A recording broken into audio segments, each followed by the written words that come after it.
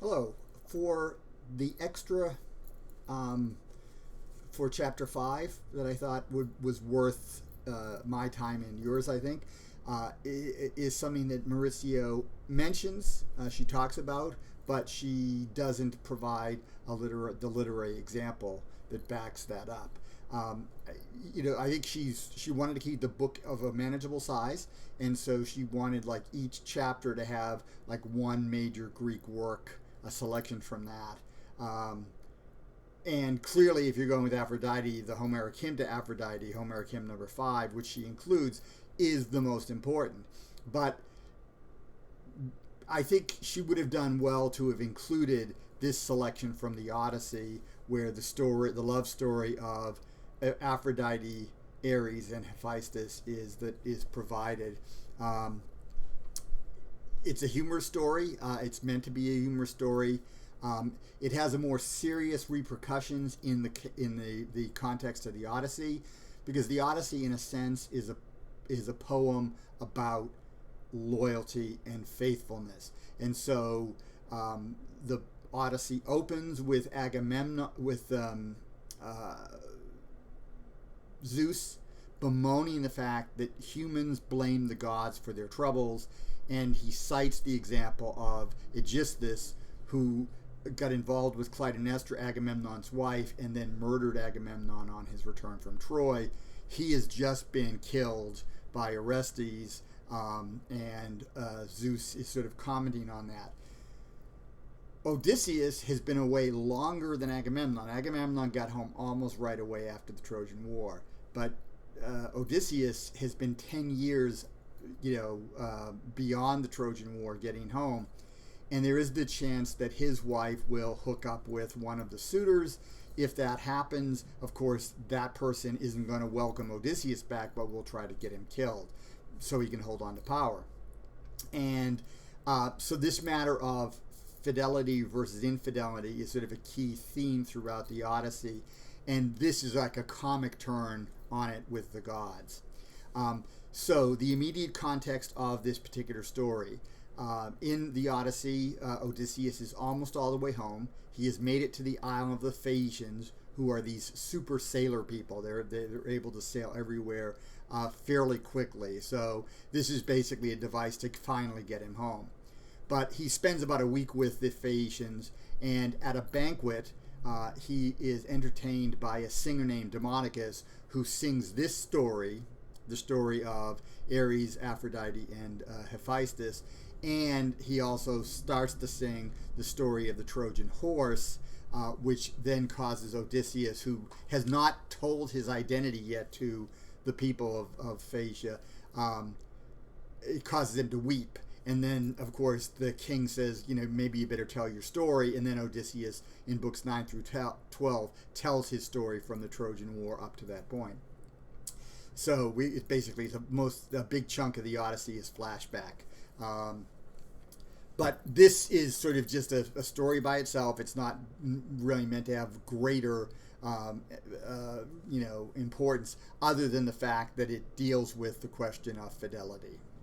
So, when this section starts, the king of the Phaeacians, a man named Alcinous, has summoned his bard, Demodocus. So he has on his staff, he has a singer who entertains at banquets.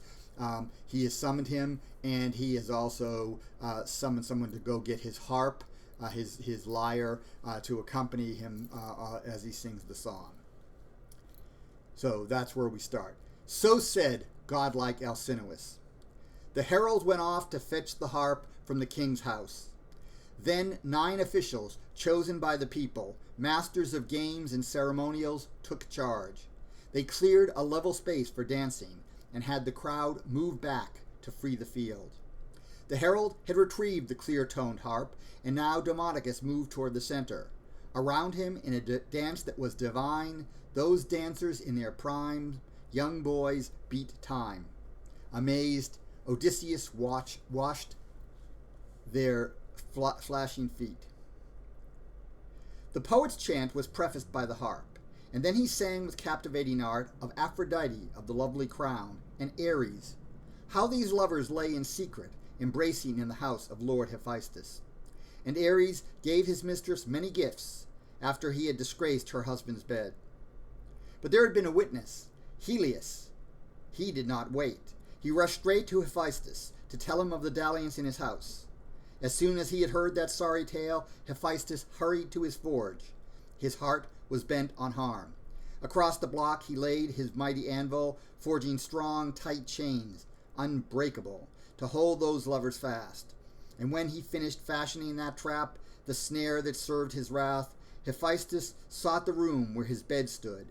Once there, he wrapped those chains around the bed legs. Overhead, down from the roof, he hung the same strong mesh, as fine as spiders' webs, made with such craft and subtlety that it could not be seen, not even by the gods themselves. That net in place around the bed, Hephaestus feigned a journey, just as if he meant to go to Lemnos, fortress city that he loved so. Once Ares of the golden reins, not blind but keen-eyed, saw the master craftsman leave, he hurried to the renowned Hephaestus' house, hot for the love of fair-crowned Cytherea. She'd just come back from the house of Cronus' son, her mighty father, and she had sat down when Ares entered, clasped her hand, and urged, "Love, let us lie together, take our joy. Hephaestus is not here. He's left for Lemnos, home of the Sintians with their strange speech." These were his words. She seconded his urge, but having gone to bed, seeking sweet rest, they found themselves surrounded by the threads that shrewd Hephaestus forged. They could not budge or lift their limbs. They understood at last that there was no escaping from this trap. And now Hephaestus, ambidextrous lord, having turned back before he reached the shores of Lemnos, headed homeward, toward the traders with troubled heart. He hurried to his house, and at the portico he stopped. Held fast by savage wrath, he howled to all the gods a cry that was enough to terrify. "O Father Zeus and you other gods, blessed and everlasting, do come now to see this scene, ridiculous, obscene, because I limp. Zeus's daughter Aphrodite scorns me and loves instead destructive Ares. While he is swift and handsome, I am lame. And yet the only ones who are to blame for this are my two parents. They should not have given birth to me. And now just see my wife climb into my own bed with Ares. To share that sight is more than I can bear, but nonetheless, despite their tenderness, I doubt they'll want to linger thus. Quite soon they will have had enough of their bedroom, and yet this mesh, this trap, will hold them fast, until her father has given back to me all that I gave to him, unstinting gifts, that I might take as bride this shameless bitch. His daughter's fair, but she cannot curb her itch." Those were his words. The gods were quick to reach the house, whose threshold glowed with brass. Poseidon, whose seas embraced the earth, and that swift runner Hermes, and then Apollo, lord whose shafts strike at a distance. But the goddesses stayed, each in her own household, out of shame. The gods, those giver of good things, stopped short, just at the portico, but they could see astute Hephaestus' artistry and craft. When they saw that, nothing could quench their laughs, and turning toward his fellows, someone said, "Well, there's no profit in foul deeds. The slow outstrips the swift. So now Hephaestus, though he has no speed, has overtaken Ares, the swiftest of the gods who hold Olympus. And since he limps, he gains his goal through craft, and the adulterer must pay for that." So did the gods each to the other speak. Apollo, son of Zeus, and then said to Hermes, "Gift-giver, son of Zeus, you, messenger Hermes, would you, though crushed by chains, still be content to lie with golden Aphrodite?" To this Hermes the messenger replied, "Apollo, archer lord who strikes afar, although I might be held by chains that are 3 times more numerous, more tight than these, then, even if you gods should watch the sight, and all the goddesses, I'd find delight in lying with golden Aphrodite." At that, the deathless gods laughed, but Poseidon kept pleading with the formidable craftsman, Hephaestus, to set Ares free. He said, "Release him, and I promise that he will, even as you demand, pay out in full, before the deathless gods, the debt he owes. The ambidextrous artisan replied, Poseidon, you who seas embrace the earth, do not ask this of me. No guarantee that's given for a cur can reassure me. How could I shackle you before the gods if Ares should rush off once he is free of my tough chains, evading what he owes me?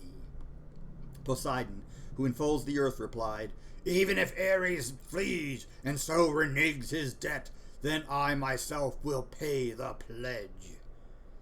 The ambidextrous one said, Your request to one is one that I can nor should reject. With that, Hephaestus' force released the net. When the tight chains fell slack, those two leapt up. Lord Ares fled to Thrace, while off to Cyprus went smiling Aphrodite. There, at Paphos, she had her sacred shrine, her fragrant altar. And there the Graces bathed her and anointed her form with the immortal oil appointed for God's undying bodies. There they clothed her in splendor. To see her was to feel wonder. This was the tale the famous singer sang.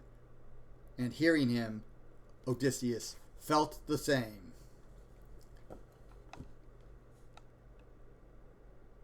That was Alan Mandelbaum's translation of the Odyssey, Book 8. It probably comes in number 2 in my list of translations of the Odyssey. Robert Fagel's translation, which for some reason I do not have, I would argue is probably the best. I think Fagel's generally does a better job. He captures the power of Homer, but makes it still like regular sounding English. And that's tough to do. It's tough to sort of mix. Some get the regular English. They don't quite get the power. Some have a little fancier, and Mandelbaum's is a little bit fancier. And Robert Fitzgerald's translation is even fancier than that. But Mandelbaum's is a good translation, and one of the things about Mandelbaum's translation you should know is the audiobook version of Mandelbaum's translation is read by Derek Jacobi. And Jacobi is one of the greatest actors alive today, and he is a tremendous audiobook reader. He does a great job in reading. So if you're, I'd really like to read the Odyssey, and if you don't have time or you like to listen, because the ancients actually, all books were audiobooks for the ancients. They, you would have a slave or someone who was literate read to a group of people. So everyone was basically getting these books through their ears more than through their eyes. But if you would like to do that, I would heartily recommend. I think you can find it on Audible. If you do Odyssey, Derek Jacobi, that's the only version that he read, and he does a great job. Hope that was okay. There were a couple of rough spots as I read it. I'll try to do better next time. I think it's a charming little story. It's sort of a lot of fun, and it gives you an idea of what one of the purposes of song, of myth for the ancients was entertainment. So this does serve here as entertainment. Of course, in the larger scheme of the Odyssey, it also serves as a reminder that though the gods can play their little sex games, and there are no real repercussions, right? Ares and Aphrodite get let loose at the end. She goes off to basically for a spa treatment. He goes to Thrace, which was sort of a warlike area of Greece, basically to start some fights. So basically they go back to what they would ordinarily do. They're not particularly bothered by it. They're embarrassed in the moment, but beyond that, there's nothing. But for humans, if humans are engaged in such behavior, especially among the royal family, that can have really serious consequences. And we know in Odysseus's case that the suitors really want, they think he's dead, but if he's not, when he comes home, they want to make sure that he does end up dead, so that he's no threat to them. So there are consequences to infidelity for mortals, even if there are not for the gods.